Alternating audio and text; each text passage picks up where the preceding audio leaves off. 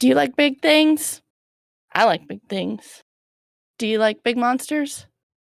That's my second favorite thing. Welcome to the Monster Zone.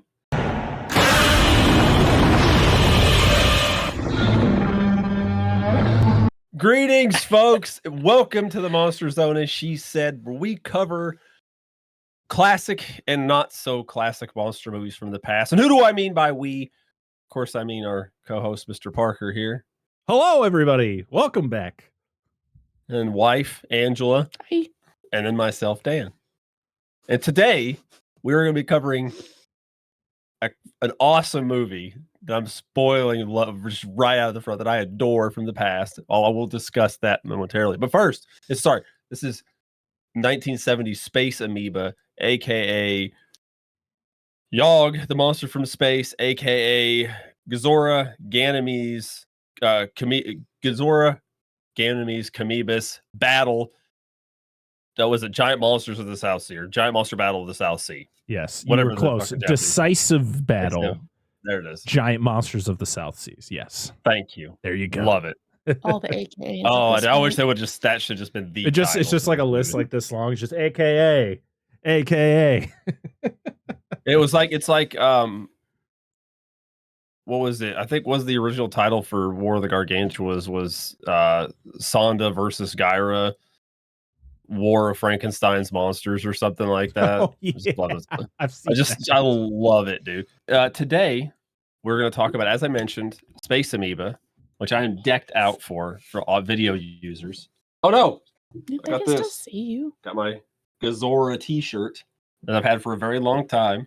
And I've got my Gazora figure, which I, of course, imported from Japan, which are really expensive. The bigger Gazora figures are always over $100. And they just didn't make a lot of toys for this movie. And I had a Gazora. I made him a perler. I don't know where it is. I remember you making that. Yeah. I remember when you made that. Yeah. And we can't find it now. And I've always had a fondness for Gazora and Mogera, which you've seen Mogera's, like if you're on social media, on X or Twitter or whatever, that's my thumbnail is Mogera from Mysterians. I got a figure of it because Gazora and Mogera were the two first bosses in the first level of Godzilla Monster of Monsters on the NES and the Famicom. So I've always had a fondness for them because I love that fucking game. I have the carts for them. I didn't bring them. But that's the sprite she made a perler out of. But, Parker. Yes. Do you have any cast behind-the-scenes stuff you'd care to mention? I know it's Japanese stuff, and I hate throwing you under the bus for this, but that's completely okay. So, Space Amoeba was released August 1st, 1970 in Japan. It was directed by the legendary Ishiro Honda. This would be his second to last film with Toho, as I guess there was a lot of shitty things going on behind the scenes with this movie. The original special effects artist, E.G. Shuburaya, passed away, and they wanted to do a tribute to him in this movie, and Toho said, nah. And so he and many Toho employees went, all right, well, bye, after this. Yep. Honda came back, of course, for his last film with Toho, which was Terror of Mechagodzilla, which we covered last month on the Monster Zone. So 2 straight Ishiro Honda films back to back here on the Monster Zone, which is pretty cool. But yeah, it kind of sucks that this movie kind of it caused a lot of bad blood with Toho. And I wonder the reason they did this is, of course, Eiji Tsuburaya was involved in like the big kaiju boom in Japan because he helped create the Godzilla costume and all that stuff, and he worked with Toho for years and years and years. And I wonder if it was because he started doing Ultraman in '66. Of course, he did Ultra Q before that, but in '66, and I think Ultraman was just doing so much better financially and like popularity wise than Godzilla was going into the 70s. Yeah, I think maybe that had something to do with it. Maybe it was like a conflict, quote unquote, of interest. But I don't know if that was the case. I never found any hard information on it. So, yeah. So the effects were done by Sadamasa Arikawa. He had been doing effects since Ebera Horror of the Deep in '66. Yes, Ebera. So yeah, the effects were in good hands. I mean, the effect. That's my shining praise for this movie is the work, the effects work done on this movie. Unfortunately, I had to watch the English dubbing of this movie, and I will not judge the movie itself, but the English dub for this movie is horrible. It's absolutely horrendous. It's just wow. Wow. But I will not affect how I feel about the movie itself and the performances of the actual actors on screen. Okay, they are not the ones making these awful decisions with how they're going to do the English dubbing, because they didn't do it. But unfortunately, this movie is very hard to watch if you don't own it physically. It's not. It is on the Criterion channel right now, but unless you're a member of the Criterion channel, then you're not watching it, and I wasn't paying for it. So I think at some point I'll try to find a somewhat inexpensive DVD of this movie. I know there's some available, but they're not cheap, as are most Toho films. From back in the day. Which pisses me off, and I don't know if it's a licensing thing, but Criterion stepped the fuck up, dude. There's so many good Godzilla films, or not even Godzilla movies, just Godzilla adjacent Toho pictures. We've never got Blu-ray releases or nothing of, and they have not been released in Japan for over 10 years. Yeah. So give us War of the Gargantuas, give us Frankenstein conquers the world, give us this movie. Like, there's a shit ton of them, and Criterion has them access on their thing. They need to get publication rights to them. Agreed. I know that Max and Criterion just made a big deal, and I know like the Godzilla movies that are already there are going to be staying on there, and maybe there's going to be more being added on down the road. Hopefully, this will get added on with the Japanese. The Japanese version with the English subtitles will be added to it, and then I can rewatch it and appreciate that version of the movie. But from my experience, it's going to be, of course, the shitty dub. But it, sometimes it is what it is. That's true. So the screenplay was done by Ao Ogawa. It was narrated by Ichiro Murakoshi, but I didn't hear that narration because of the dubbing. It was brief. Yeah. The cinematography was done by Taichi Kankura, and the music, of course, done by the legendary Akira Ifukube. You definitely know if it's an Ifukube score. Just You're like, oh my God. It's like he takes, I mean, that's the thing about a lot of composers, and they literally will take what they have done best and they'll just break it apart and add it into something else, but with like some new stuff added on. Cause you can feel like there are moments where the Godzilla theme plays for like just a few seconds, but then they add something else. He adds something else at the end to make it unique. I mean, as I said, all great composers have done it. So, yes. As for the cast, we have Akira Kubo as Toro Kudo. To be honest, as I've stated before, I don't remember the names of a lot of these characters other than Rico, because his name is said 40,000 times. Yes. He's the photographer. Kubo Kudo. Kudo is the photographer, played by Kubo. Yes.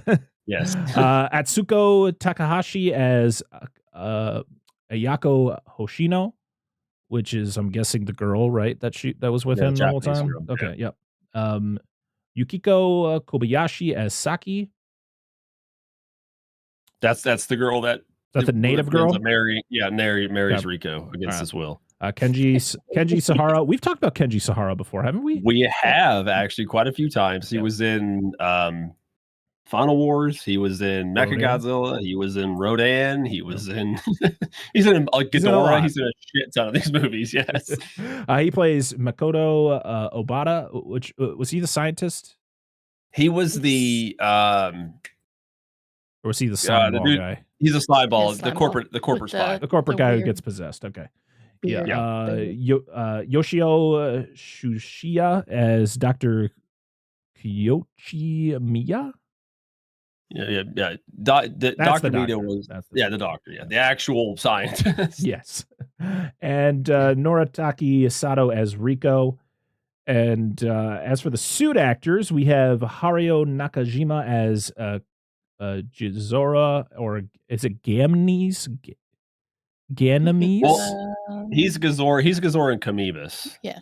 And then a different actor played Oh, Ganymes. okay. Wikipedia is telling me is Gizora and Ganymes. And then Haruyoshi Nakamura is Kamobus. Kamibus. Okay. Yeah. Ichiro Murakoshi as SpaceAmoeba, and Tetsu Nakamura as Supplicator Umbo. Is that the old guy? The chief. Yeah, The chief? yeah. Okay. All right. Yeah, the priest, man. Yeah, that guy. The shaman. Yeah. So that Cool. Yeah, it was distributed with the English dub. It was 81-minute long movie with that, so it was 3 minutes shorter with the English dub. Yeah, I'm not sure what they cut. And then in 2006, it got a home release with the Japanese language with English subtitles. So that's upstairs somewhere. I love the poster, by the way. It kind of looks like Gamera is the turtle, and I thought Gamera was going to be in this movie for a second. But it's just hilarious how it's the crab and the squid, and then you have the turtle like awkwardly upside down on top of the squid. Looks like he's like spinning around. So Gazor is the squid. Yes. The Kamibus is the turtle. Yes. Kame is, of course. For those that don't know, Kame is turtle in Japanese. Like Kamehameha. You know, it's turtle something wave. I don't know, whatever. And then, of course, Ganymes is the crab. Rock lobster! With his eyes that go. Okay. All right. Yeah, that's it. That's all I got for you. Couple of things. I want to. Have you seen the English poster for this? The American poster? I have not. Yog. You should look it up. It's fucking sweet. Right.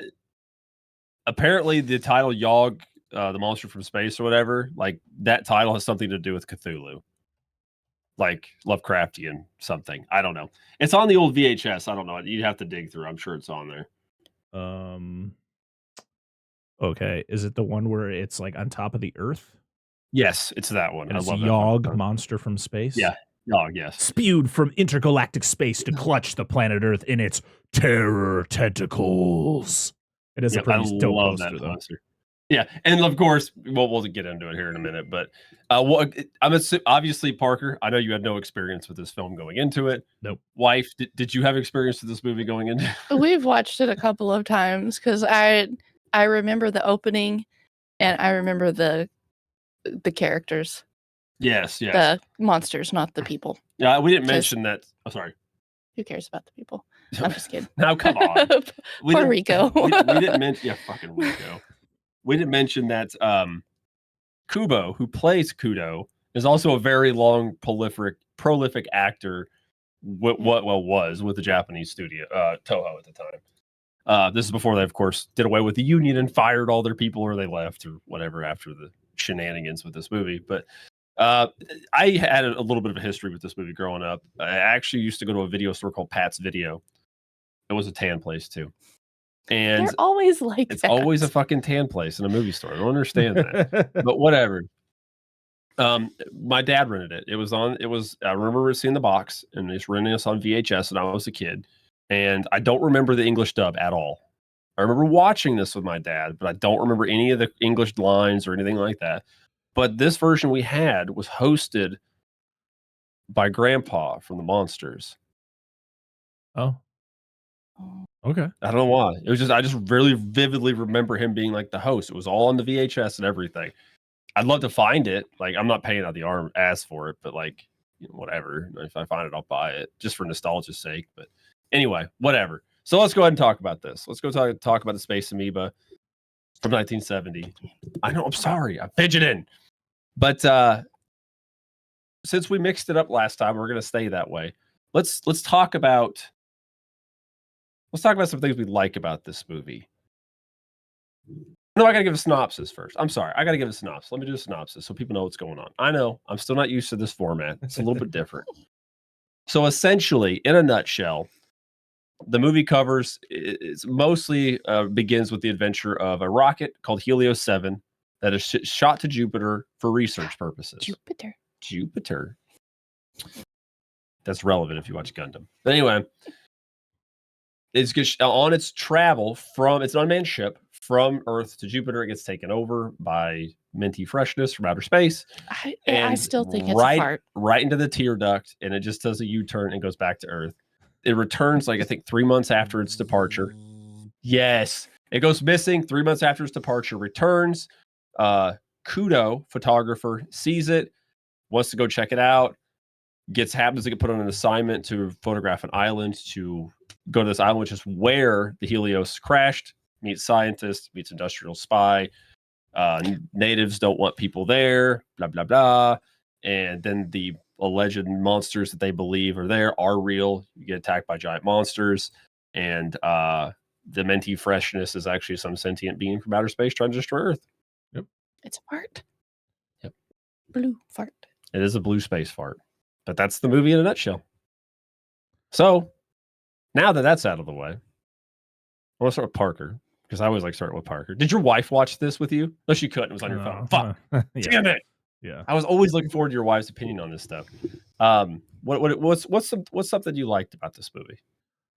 I like the cinematography. I liked the monster designs. Of course, it's just larger than life animals. Like, it's supposed to be real life animal. Of course, like, you're the main monster, which, funny enough, once it disappears, it never comes back, which was weird. I was like, it felt like the center of the movie, and then he's like, I got burned. Bye. And you're like, okay, I'll see you at the end of the movie. And then the end of the movie comes, is like, where'd it go? It's like he got injured in the first act and he couldn't make the grand reappearance. Gets his eyes shot out and then comes back with brand new eyeballs. It's a new one, version. Yeah. It's just like, oh, that's another one. Yeah. Well, there's got to be other cuttlefish, right? I don't know. It was weird. Why don't we get a mutant dolphin? That would have been sick. Just bouncing on its tail, just or shark. Oh yeah, I would have taken the shark over the dolphin. Dolphins are a little rapey. I'm not really down with that. So the shark would have been cool. That is true. Yeah. But I really like the effects work in this. The suit work was really well done. I love the turtle with this extended neck, just shing, shing. The noises always remind me of other monster movies, like the sound that the squid makes. I'm sorry, I'm just going to be calling them by their animal names because I can't remember their actual names. That's fine. But when you hear it, I'm like, where have I heard that before? It's got to be from another. It sounds like maybe, is it the caterpillar things from Rodan that I'm thinking of? Maybe. Yeah, it's possible. Yeah, they tweak a lot of these effects and reuse them. They didn't have like a big catalog of different sounds. It seems like they just altered what they had. Like, fuck it, use it. But yeah, I really enjoyed just watching the monster destruction and all that. I could only imagine what the Japanese version sounds like when it comes to the dialogue, because some of the conversations are just like, what are we even doing here right now? Like, what's happening? Do you want any clarification on anything? I would love some clarification on what the hell, what are the humans doing? So, okay, before I give it a clarification, do you have anything positive or some positives you liked about it, or something you liked about it? I can't add any more than what Parker said. Turtle going like this and his little facial expressions is like, no, I loved it. The fights were great. The fights were fun. Like even when it's just like when the movie starts out, well, hold on, we'll get into that. I'm gonna explain Parker's thing, or I'll lose it and never come back to it. The photographer's there because he wanted to find a Helios, but he got the contract from the one girl to take pictures of the island because the island was going to be developed into a hotel. It was like a top secret development project. Yes. And he's there to do all the photography, but the scientist is also there because he's piggybacking on it as like some kind of research mission because of the alleged quote unquote monsters that live on the island. And then the industrial spy is just there to steal the plans. And then there's bats. Right. The bats have that. They always fly in that same pattern. Yes. Well, there's not much, and I know these shows aren't known for their stories. And Parker talked about this. This one had a very rocky development compared to other Toho films. It was very rushed, and even for these kind of films, the movie was like the budget was like severely hampered by the behind the scenes stuff. Like they didn't even film in the right location they wanted to. A lot of the effects were cut down or dumbed down because of all the nonsense, because of everything that Toho was doing with getting rid of the unions. And then they made their own, what is it? The Toho Izo program, I think it was, which was just to make kaiju films. So they weren't even affiliated with Tsuburaya. They completely broke off from Tsuburaya Company. I was gonna say they had their own studio, and that's where Honda went with a bunch of other Toho employees. Yeah, absolutely. So they're just like, fuck it, we're gonna do our own thing, which doesn't surprise me. It sucks to have how they treated Tsuburaya during all this. I didn't know any of that before watching this movie. I've always just like for this time, right? But it sucks. But it's corporate bullshit. I don't hold it against the films. Or the creators, because they've spoken their piece. So whatever. But anyway, I for myself, I love, of course, the kaiju designs. Even though Gazora is like super floppy, like the squid, like whoa, like, and it's cool that it's Godzilla in the suit. Haruo Nakajima, the fucking man. He did like all this shit all the time, and it's just I love all the kaiju designs. I love Rock Lobster. When they push him off, he falls off the cliff onto the gasoline barrels. It doesn't blow up right away, but he just sits there like he fell on his keys. He's like, oh, it's fucking awesome. I was waiting after they blow him up. I was just waiting for some like, it's dinner time. That's a lot of good sushi, man. That's good sushi right there. This movie is reverse sushi. It's where it eats you. That is true. Soviet sushi. That's what it is. That's 100% this movie. It's great. The underwater shots were cool. Yeah, they were really well done. Tank. Yeah, like you could see, like they were actually. It wasn't like on set with fucking smoke. Like they were actually underwater. They weren't moving in slow motion. No. Yeah, I love that whole underwater scene. They see the falling craft under the water, and then of course the squid shows up, and it does its thing, and it lets him go. And I love in the English dub, they go out to the beach. He's like, and it's so casual. They're just like, huh? Why do you think they let us go? Maybe it doesn't like the rubber. So that is in the Japanese version, but it's done better. Of course, it's just so casual. Like they almost died. Because Kudo's up there and he's like, I thought we were dead for sure. And he's like, hey, what do you think happened? Like, was it our rubber suits? What drove it off? Like, it seemed like, it's much more thorough, of course, in the Japanese version. I just don't understand why they can't take the actual Japanese translation and do the dubbing with the same dialogue, because I feel like the translation is just not even close. It's not even close. It's just, there's so many times where things would happen and it's like, hey, what are you doing there? Get down. And then like a guy like goes and storms off to go do something. And it's like, why do you even give a shit about that dude? Like you literally were about to fist fight him. And now you're just like, hey, you. Yes. At the end. At the end, when he's going to go sacrifice himself, friggin' Kodo goes up and he's like, hey, what are you doing? Get down from there. And that's literally how the lines are read. It's horrible. The woman who does the dubbing for the main girl there, I can't remember her name. That's okay. Don't worry about it. Wow. For one, they got 2 Australian actors, or sorry to offend, either really? Australian or New Zealand voice actors to do the main woman and the sleazy guy. Oh, and really? The woman is horrific. It is the most cardboard performance. It is literally cue cards, barely can read them. Just from the very first thing she says, like they're in the office and they just laugh, and then she chases. She's like, "Oh, I want to work with Mr. Kodo. I'm gonna go. I'll be right back." And she runs to his car and like talks to him, and it's just like the most like. At least put some emotion behind this line reading. It's terrible. I feel so bad for the actual actress had to be portrayed in this shitty way. I feel bad you had to watch that version of the movie. Like, I guess I just blocked it out of my memory. It was amusing. It was amusing, but it was like I really want to just watch this movie again, but not. I want nothing to do with that dub.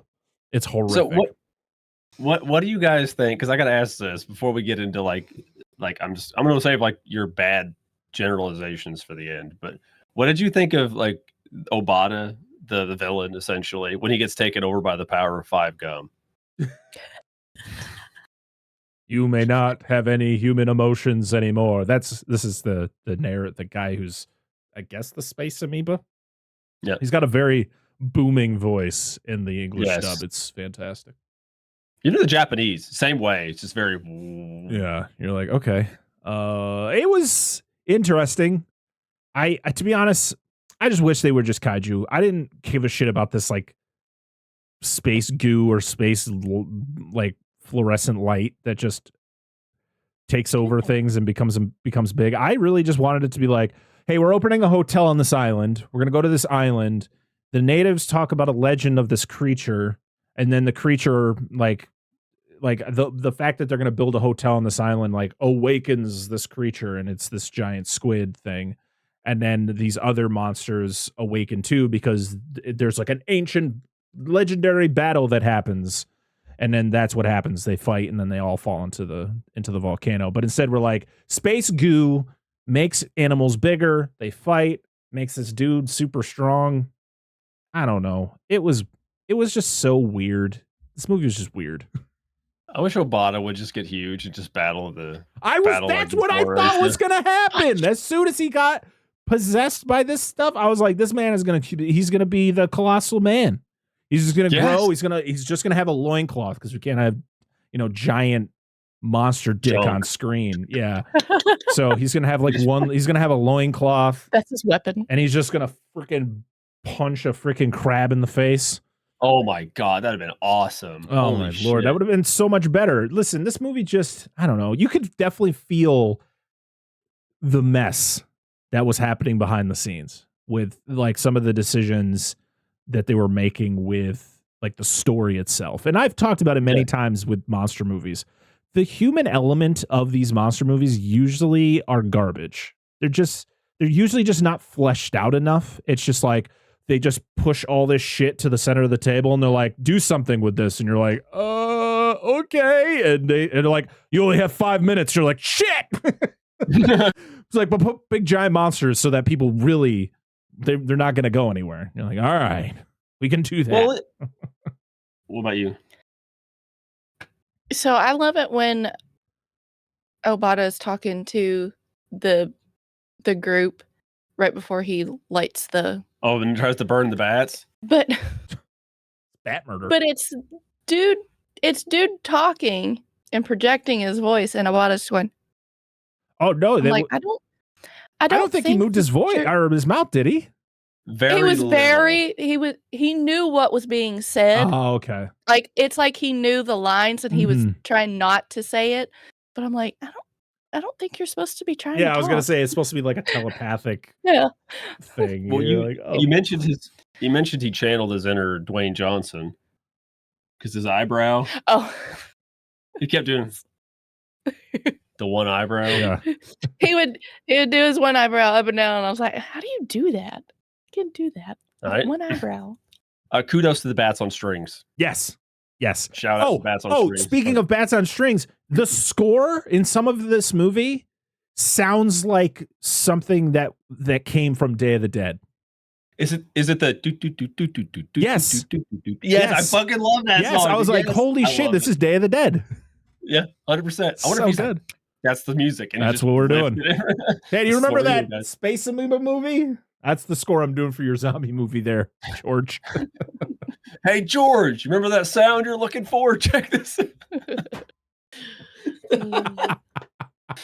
I haven't heard that one in so long. Yes, and it doesn't even care about the music, but the bat on the string. He's like, we definitely need to do that. Dude. Yes.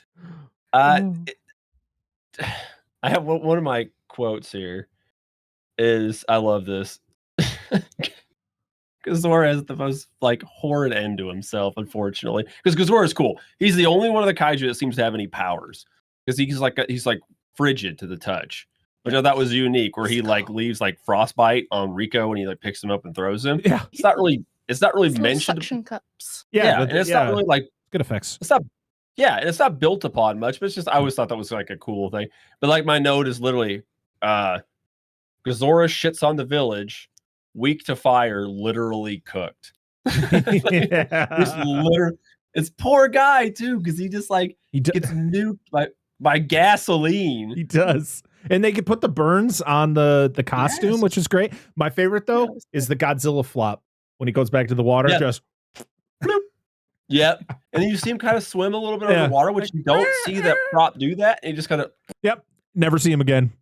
Nope, never. Guy. You're like, okay. but they go ahead. Go ahead. I gotta keep talking about the horrific English dub, especially for Ayoko. Please. I looked up her name. I feel so bad for this fucking actress. They chose the worst actor to do her voiceover or their English voice. But she literally, there's a scene. For one, it's when all the girls from the village are like up on the hill and they're like, and they're crying, and then she goes, "It's destroying the village." And then it's just, you just see the thing just down there, just fucking going ham. And then there's the scene after the crab goes over the side of the hill and it blows, he sets off the tanks and everything, blows it up. And she runs over. She's like, "I'm so happy. I think this is the happiest I've ever been. If something else shows up, maybe I'll pick up a gun this time." I'm like, what is this? She's got a smile on her face. She does mention when they find the firearms deposit that she could use a firearm, and it's kind of like laughed upon a little bit in the actual movie. Ladies don't use guns. Well, I mean, I don't know how it was in 70s Japan. I mean, at this point, but fair. I don't agree with that. But it's not done in the way like it is in the English dub. Not at all. No. Like it's I don't even think they done mentioned entirely it. different. Or I missed it. Yeah, it's an entirely different scene. But shit, there was hold on. Sorry. I had a point. I was sitting here thinking, and I'm like going through my notes, and I lost it. I just want to point out Rico. Like, this is another note I have from the movie. Rico is a native individual who gets attacked by Godzilla, goes into shock, and it's just kind of like a walking cross-eyed hulk of flesh for the rest of the fucking movie. He doesn't do anything until like toward the end. And then there's like a scene. It's literally he gets married to this woman, completely in shock, can't consent. He's comatose, getting married. Like he's in a dazed state, and she's like, "Hey, everybody, my future husband, he's not doing great. He hasn't spoken a word in 2 weeks, but we're gonna get married today. You guys coming?" And you're like, say yes. He's literally staring off into space. He probably doesn't even know where he's at. It's not until he gets attacked again that he just snaps out of it, and he's like, "Oh, it's a monster." And right here on my notes are during the wedding they take pictures. It's the camera. Oh, that's right. And he was like, "Whoa!" And he like runs away. Yeah, but the funniest thing is, imagine he like wakes up from the daze. He looks at her. He's like, "Who the hell are you?" Yeah. I have my notes in here. Rico married against his will. Bails on wedding. Good call. Like he's not like. And of course he cares about. Apparently he cared about this woman prior to. Whatever, that's good, because I was like, she's taking advantage of this man. Like, I can't consent to this. Like, what is this bullshit? Everybody else in the village is like, yeah, this seems right. This is fun. Yeah, whatever. Do you take this woman to be your lawfully wedded wife? Someone comes behind him, grabs his hair, and bobs his head back and forth. Like, yes. You want to know my favorite? No, I have to go. Yes. My favorite thing about English dubs is English dub laughing. I'm like, what the hell? No one laughs like that. Stop it. Try harder. God. I don't know. Like, I could talk more about the kaiju stuff. I do like how the movie changes. Like, in the beginning, it's kind of the mystery, like, ish element. Like, they don't know if there's monsters. A couple of the people before that get to the island get attacked. I can't think of the guy's name. The two scientists, right? Yeah. Yeah, it's one of them has a name, and then there's Yokoyama is the other guy that survives the initial attack of Godzilla.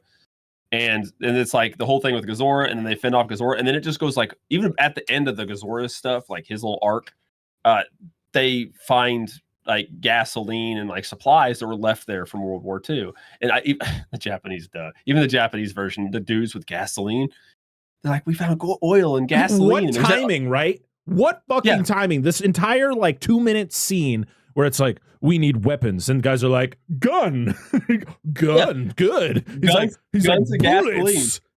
It's like, is that gasoline? Gasoline. You're like, what the hell is this? Dude, I don't even know how it was in the dub. I could just imagine, because the Japanese version, they say, oil and gasoline, and the other dude's behind is like, gasoline. Like, we're like, it's pretty much, it's like a dude who hasn't blinked in years. He's like, gasoline. You're like, he's like sniffing it. He's like really excited. They've been hiding behind in the bush, like with the gas tanks. Like, he's gonna say gasoline. He's gonna say, we need gasoline. Gasoline. Yes, he's like, they're any minute now. Dude, I will point this out because I'm the gun guy. They're using, I believe, what looks like Type 99s, Arasaka Type 99s, which I have owned one, and they're fucking sweet. And then the machine gun is a Type 92 woodpecker. And like machine gun they wheel out. Oh, we found this machine gun. I always appreciate when actors look like they actually know how to use a gun. Yeah, the guy who played Kodo actually looked like he knew how to use that gun properly. Yeah, 100%. But yeah, anyway. But they only have enough bullets for what the guy gave him. He's like 3 rounds. That's it. Oh yeah, the one guy just takes like 4 bullets out of the dude's hand. The other guy's like, I would have been like, what, do I not get anything? What am I supposed to shoot with this? I'm assuming the stockpile they find later has more. Yeah, there's supposed to be like a World War II munitions like bunker on this island. Yeah, which is kind of a good callback because that is within a relevant. Well, they mentioned the fact that Japan had occupied this island during World War II, and so it's like, yeah, maybe they like us. I don't know. Well, maybe they're still salty. I mean, we're occupied. 80 people were there. 88 people lived on the island or something. It's Sergio Island or Sergio Island. So people think it's named after Sergio Leone. I don't know if that's true or not, but that's the rumor. But yeah, I think we covered a lot of like what the movie's about. Like, okay, hold on. One more thing for positives. The then fight scene, because Ganymede, like Godzilla gets killed by fire. But does it die? Godzilla does die, technically. Oh, okay. Ganymede, because the ooze comes out of him. Secret of the ooze. I didn't see that. Yeah, I don't know. Maybe it was cut. Maybe it was cut from the English version. There was 3 minutes missing. So he swims underwater, dies, and then like the toothpaste comes out of him. And then of course Ganymede gets blown up, the crab, after he gets his eyes shot out. No, I know, right? Shoot your eye out, kid. Yeah. Exactly. I show that's Ridley. He's like, sweet. I was like, all right, yeah. Oh, I love the zoom in on the eyes though. Is it like goo is just coming out of them? So good. It's good times. Good times. And then Kamoebas shows up. It's the turtle. Does turtle things. And then another Ganymede. Yep. Nothing happens to Kamoebas, but then Ganymede shows up again, a different one at the end, so they can have their big battle. It's so good. You're just like, it is so hilarious how this end battle. I love it. Keep going. Oh, sorry. I love this end battle scene, but I hate when they constantly are going back to the humans just standing in the same spot, just looking up at the fight, like. And then they're like, "Oh shit, I tripped," and they fall into the volcano. Yeah, well, that's pretty. Dude, I even point this out. We haven't covered this movie. We haven't. But it's a turtle fighting another monster, and they fall into a fucking volcano. And I'm like, this is a Gamera reference. This has to be. Like, this is exactly almost exactly how a Gamera movie ends. It came out 3 years prior to this film. So that's what like made me think of that. And then, of course, Obata struggle. Which I kind of like his like turn where he's like, he's taken over by the thing and whatever, and then he kind of like doesn't kill the bats because, hey, guess what? We're doing another movie back to back where the marine creatures are weak against ultrasonic waves. Terrorbeca Godzilla, Titanosaurus. Yeah. So, but it's bats and dolphins, echolocation shit. Anyway, sure. But he's like, in the Japanese one, he's like really struggling with this and like just jumps the volcano. He's like, fuck this. Just to get rid of like the last of, SpaceAmoeba. Yeah, and they're like, more sushi. Yep. Sushi, yes. And then everybody's like, "Oh, Bada, no!" And then like the boat shows up, and they're like, "Yay, we can get off this hellhole!" Yeah, that's the scene where freaking Kudo goes, "Hey, what are you doing up there? Get down from there. And then he goes and he's like, hey, don't go up there. And then he just was like, bye, into the volcano. Deuces, bitch. And then they're just like, all shoot. right, time to go. Yeah, that's literally how the movie ends. Shit Yep. night, no kidding. Okay. Anything else y'all want to add before we transition to the other half of this conversation? No. Oh, I have the camera the dude uses. Oh, you do? Fuck, it's upstairs. I think it's upstairs in Victor's closet. Yeah, and he's asleep. The Kudo uses. She has an exact model. I got it at Goodwill for $4. That's really and it cool. works. Yeah, and like ironically, it's the same camera. She's like, I had that camera. I was like, holy shit, you do. I'm like, we'll have to post it online somewhere just for the sake of it when this episode comes out. Just the ironies of this movie. I fucking love it so much. But let's talk about things you don't like about this movie. Let's go with you first here. I was gonna say Parker. I think I've already stated mine. At least for the version I watched. Yes. I think my main dislikes were some of the editing. I don't like the green screen. You could tell. Oh, yeah. You could tell in some spots. Oh, when the old guy gets grabbed. Yeah, like the drawn in tentacle. It's like the worst tentacle effect of the whole movie. I'm like, you did like 3 other people getting grabbed by this tentacle with like that practical tentacle, and it looked good. And then this one, it's just like weird. Like it didn't even like color correct it right. It's just one was blue. And one was like some kind of grayish color. I'm like, that's not even a color. Like, what happened? That seemed like a rush day. And it was glowing. Yeah, I wonder if we could chalk this up to the production errors or issues with this movie. Yeah. I don't know. I think the Gazora suit almost fell apart when he flopped into the water. Probably. I'm pretty sure looks like it did. When his ghost like fall in, because he's pretty like, no, I'm gonna show audio. Like it's pretty tight around the top, but when he falls, there's a huge gap between the bottom because you can see the separation between where the eyes are, and there's like it's supposed to be the hood, of a cuttlefish. You can tell it's just like whoop, whoop, whoop. Yeah, as he's falling, I was like, whoops. It's like sometimes it looks like he's breathing. Yeah. And like the whole top was coming off and back down. I was like, and I wonder if that's why they do more of a zoom in when he flops into the water so that you don't see all the extra things that are going on with that suit. I think that's probably the case. Yeah. There's not much, and again, benefit of the doubt for the movie, all the shit it went through. Outside of it taking over, like Obata doesn't do anything.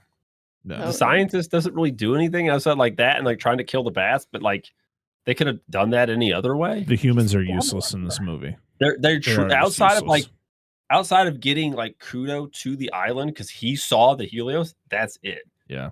Like it literally could have just been like you could have just good right there. Get it. I just tried to fly on my face. On your leg now. That's the real horror. Japanese beetles. Yes. They're offended because we're talking about their movie. I just like it's a movie like we talk like, and I again, you know how I am for these films, that it truly just feels like the human characters are useless. It could have just been the islanders and like them dealing with it, or just people like show up on the island and then just like the struggles. It reminds me of that comic book for any of you that know, probably nobody. The island of giant insects, and the sequel, the island of even larger insects. I thought you were going to say the island. It's literally a horror. It's a horror movie comic book, or it's a manga, Japanese comic, of people go to island and just get attacked and murdered in horrific ways by giant insects. That's it. Now, that's what this movie felt like, but like decades prior. But nobody it's just have giant monsters show up, and then these people have to survive and deal with them. Yeah. Yep. Because that's kind of how the second half of the movie was. Yeah. The first half is like suspense and build up, and it is like it kind of changed tempo to like they get the supplies and they've got to survive and blah blah blah. And I was like, okay. Yeah, I mean, you could definitely tell there was a lot of studio interference. And then after reading everything that went on, you're just like, yeah, I can feel it, and it's unfortunate because of who was behind it. You know, the fact that Honda directed this, legendary director. Getting Ifukube to score it, and, getting some of those Toho regulars in this movie and really getting some stellar effects work. It's just the human element of it all is just so dumb and useless. And it's like, there's not a character that I'm just like, I'm really feeling for this guy. Like, I was like, no, because they just write him in such a weird way that it just didn't either make any sense or it just didn't affect any part of the story. Well, even the space amoeba didn't, like you said earlier. Like, just have giant monsters. Like, why did Rico need to be silent for majority of the movie? Like, it didn't do anything. Yeah. It literally didn't do anything. They knew there were monsters there. So when he snaps out of it, he's like, oh, it was a monster. It's like, no shit. We've already seen them. Like, why does it matter? The only thing he added to it was they found out about the bats. Oh, and that's what they pieced together, because he was there during the attack and saw the bats, and then that was it. That was the only thing he added to, but that could have been done in a million different ways. Yeah, I guess you're right. I guess I was just like, I was just so annoyed with a lot of the decisions that were being made. Like, sleazy guy, okay, whatever, dude. Like, and he was like an asshole for 10 minutes. Like, they caught him stealing the plans. Like, all right, you caught me. And gave the plans back, and he was just kind of there. Yeah, and he's just constantly walking around like, and you're like, what are you laughing at? I don't understand. I don't know. I guess there's not really much else to say. I guess final thoughts, opinions. I still enjoyed it. I mean, yeah, I could pick at it all day, nitpick like little things. Snap. But I still enjoyed it. Parker, I want to watch the Japanese version with like on my TV on a bigger screen. I want to experience this movie in the way it's supposed to be experienced, because the way I watched it and the way that I based my opinion in this episode, which I know some people might get angry at what my opinion is of the movie based off this episode, and I'm just going to say it. I want to watch this again in its true form, because I have always been an advocate for sub over dub.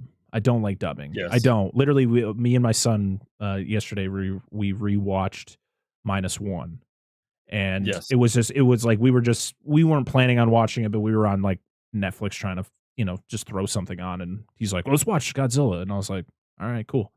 And we started watching it with the English dub, and we got about 10 minutes in, and he was like, can they speak Japanese, please? I don't like this.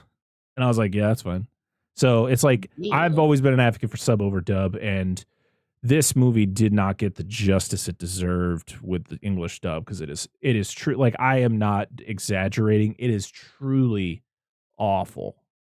But the movie itself has potential, and I can really truly give it my honest opinion on it after I watch the Japanese version with the English subtitles. And maybe I'll do an updated video of just me talking about my thoughts on that version when I get the opportunity to watch it. So, but the way I watched it, humans suck. They just literally were. They don't. It's not even the fact they suck. I gotta reiterate there. They're useless. They're just useless, and I didn't care. I like the monster fights. I just like the monster fights. I wish they could have just took the story and cleaned it up and maybe get rid of the whole space thing. I understand the movie's called Space Amoeba, but to be honest, they could have made a better movie with no space stuff. Yep. That's it. It's fine. It's fine. I hope whenever you do if you do like a follow-up, or even if you just make a comment like on a video, like, hey, I went back and watched this, here's what I think. Get your wife to watch it with you. Yeah. Well, I mean, if I can find inexpensive DVD, I might snag this. I will now. Good. It's like $30 for a DVD, and I'm not spending $30 for a DVD. So I'll send you a link to the one that we watched. All right. And you can cast it to your TV with subtitles, and it's pretty good. It's pretty decent subtitles. Of course, I love this movie. I'm biased as fuck. Is it a good movie? No. Like, it's not like bad per se, but it has its charm. Excuse me. Of course, I'm in it for the monsters like everybody else is. Mm-hmm. But I like Kenji Sasahara as Obata. I like he gets taken into it like a little bit. It's not nothing like grandiose. I like Kudo, and then Dr. Mita. But it's just because I like that actor, because he does such a range of different characters. Even Kenji Sasahara normally plays a good guy. This is one of his few villain roles. Yeah, his buddy convinced him to switch roles. Yeah, because he was supposed to be somebody else, wasn't he? So yeah, Kenji Sasahara is great. Like, of course, we've mentioned him many, many times on this show so far, because he was in a lot of shit. But Yoshio Tsuchiya is just, I just like him a lot. I just remember his role in Son of Godzilla. He's the angry motherfucker. He's like the Raphael of that movie. He's just angry all the fucking time. It's so good. But that's what I remember from the most. But anyway, I got a lot of nostalgia for this movie. A lot of nostalgia for the actors, of course. Like I said, Gazora's a big thing. I wanted to do research on, when I want to do marine biology, I want to do squids because I love squids, octopus, all that stuff. And of course, cuttlefish. I adore it. So anyway, it's a fun movie. Watch it somewhere online if you can. Criterion, support it legit if you can. Please put a Blu-ray out. I would buy the shit out of it if you did. But it's all right. I enjoy the movie. I got fondness for it, but for general audience, I think it's okay. Far from the worst one we've covered on here, but it's got that Toho charm, just kind of slightly smudged. It's my least favorite Honda movie we've covered. We've covered quite a few. Fair. So that's fair. And it had reasons for not being as good as it probably should have been. Oh yeah, and absolutely. But no, that's it. That was SpaceAmoeba. And do we have anything else we need to add here on the end? Yeah. So this is going to be free for the public because the show is now going to be free to the public. So we're going to be restructuring our Patreon and kind of the things we're going to be doing over on Patreon. And one of those things was to eliminate the exclusive series. It just, as much, we appreciate everybody who supports us over on Patreon, of course. Like you literally help us pay for some of the things that we use for this podcast, for everything we do with this podcast. But we just, over the course of the duration of the Patreon, we just haven't really seen kind of the, I don't know, like the reasoning behind continuing to do a exclusive series, just based on, the amount of people who maybe watch this show or listen to this show. So I figured, why not put it out to the public and try to get some more eyes on it? And I know we have a lot of people who will listen to the show who like monster movies, and to talk about movies like this that I don't think get the appreciation and the love that they deserve, or at least get the conversation they deserve. That's what we do here on the Monster Zone. Like, there's so many movies that we've covered on the show that to be honest, I don't know if I've ever heard anyone talk about them on a podcast. So what we're going to be doing is, this will be the last episode we're going to be recording for a bit of this show. So you guys will get this in December. We're going to be doing one a month, but instead of us recording new ones, I'm actually going to be, starting in January, going to be releasing 1 to 2 a month of the prior catalog, ones that we haven't fully released to the public yet. Because we're going to be taking a break coming up for January, and we're going to be setting up for season 3 of the core podcast in February. So I have some old Patreon exclusive stuff that has kind of just been sitting around, and I would like to throw them out there and have people listen to them. So it's a good thing to kind of put in there so that we still have stuff coming out weekly, but we're not recording anything. We're actually, able to enjoy our holidays and just enjoy not having to do this for, just for a little bit. We're not going away. We need a break. Especially, I really need a break. My brain is mush. But we didn't want to stop this show. I really enjoy kind of being the co-host of a show. I really like letting Dan and Angela steer the ship of a genre they're very passionate about. So I like kind of being the person just being like, yeah, I get to discover something for the first time, which I have for the majority of the movies we've covered on the show. I think all of them, actually.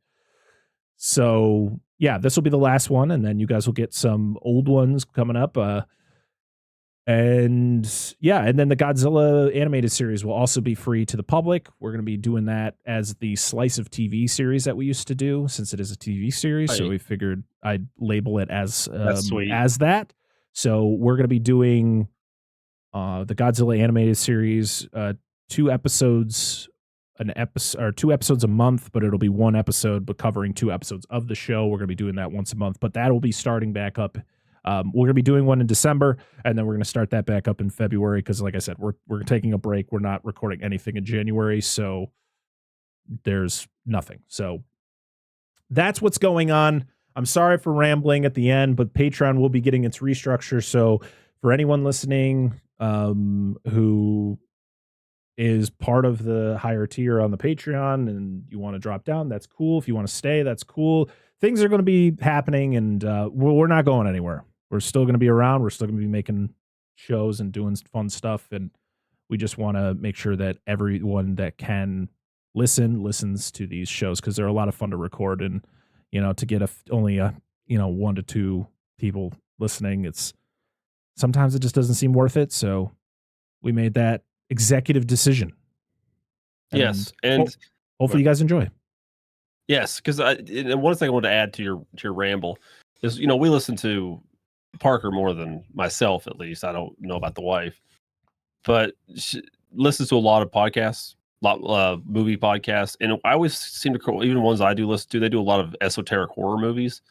And my idea was to kind of do that, but for like older monster movies, because like you said, not a lot of podcasts talk about some of those older monster movies and stuff like they do for nostalgic or like B horror films. Yeah. So that's kind of the idea I think of for this show. And the last thing I want to mention is like we started out the Monster Zone as kind of it's a monster show. Of course, we talk about monster movies. That is literally the criteria. We started it and the majority of the episodes were kind of in a similar vein as our core show, where Dan goes through the plot of the movie and we kind of just do the same thing. When we changed it up last month with Terror Mecha Godzilla, and we did kind of a different thing this month. After listening to this, if you guys listen to both versions of the show, please let us know which version you would rather us continue doing, because we want you guys, we want the people who are listening to enjoy whatever version. So if you like the old way, let us know. And if we get a majority of people who are like, go back to the old way, we'll go back to the old way. We don't care. This is ultimately Dan and Angela's show. So they have control over what we do. It was kind of a group effort. So, but if we get enough people who want to change it back to the way we were doing it, let us know, please. To let us know in the comments down below, or DM us on any of the social medias. Where I'm open to answer your questions, or just talk about things. Yes, same. Yeah, that's it. Yeah, that's it. Yeah, for to follow us, we're on. Just go to our Linktree, which will be down in the description or in the bio of any of our social medias. Linktree / Dissect That Film. It's got literally all the links to our social media, to the podcast apps we're on, our YouTube channel, our merch store, and our Patreon. And if you want to support the show, you can do that over on patreon.com / Dissect That Film, where literally for a single $1, you can get early access to episodes, which are now uncut. Literally, once we record them, I'll be releasing them usually the Saturday or Sunday before the release week. So if you want to get some extra goodies that I'm not cutting out, go over there. You can drop us $1 and help us support the show. And that's literally going to be one of the the only perks now for the Patreon. As of right now, maybe things will change down the road, but that's all I'm going to state. Thank you to all of our wonderful patrons over at patreon.com. We appreciate you for, giving us your hard-earned cash to support the show. And I think that's it. Yeah. I think that's you let us do this show, so it's great to be able to do this show too. So even though it's going to free feed, you supported it for a long time. So yeah, we appreciate it. So now everybody can listen to it. So yeah, contributions appreciated. All right, so that was it for the Monster Zone this week or this month. Listen to some old shit. It's good stuff. And I don't swear as much in this show because I'm too focused on the fucking plot as much as I am in the other one. Just make it up at the end. Yeah, and like it's when I'm running the show, I'm more focused on this and making inappropriate comments.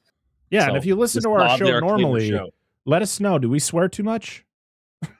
I ain't gonna stop. But thank you guys very much for tuning in. This was the Monster Zone with Mr. Parker.